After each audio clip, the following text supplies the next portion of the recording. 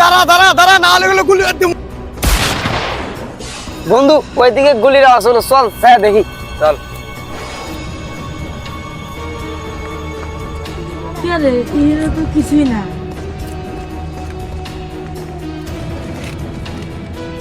না এখানেও তো কিছু নাই।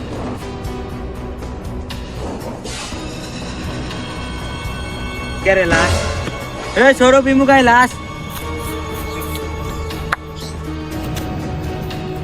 বন্ধু সিআইডিকে ফোন দে।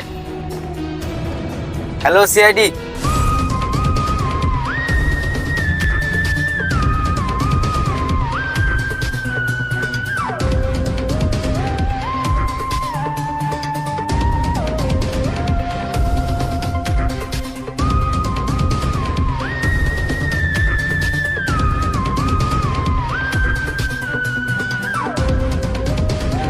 সিআইডি কে ফোন করছিল কে? স্যার আমি ফোন করছিলাম।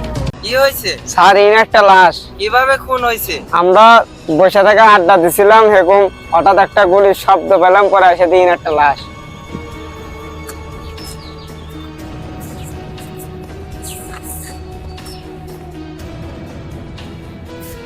অভিজিৎ, একে তো খুন করা হয়েছে, এখন ডাক্তার শালুকের কাছে নিয়ে যেতে হবে। চলো নিয়ে যাই।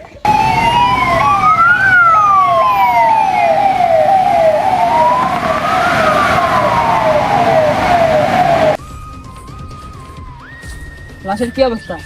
লাশের অবস্থা তো ভালো না। আমি পরীক্ষা করে দেখলাম এটা গুলি লাগার কারণে খুন হয়নি। কি জন্য খুন হয়েছে? আমি পরীক্ষা করে দেখলাম যে এটা মানে কেমিক্যাল যুক্ত মদ পান করার কারণে খুন হয়েছে।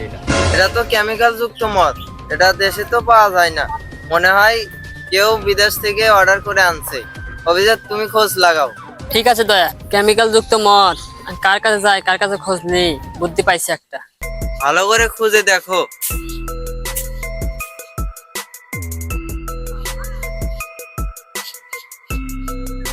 ওই যে পাওয়া গেছে, এই লোকটি বিদেশ থেকে কেমিক্যাল যুক্ত মদ নিয়ে আসে। আচ্ছা তাহলে চলো। চলো।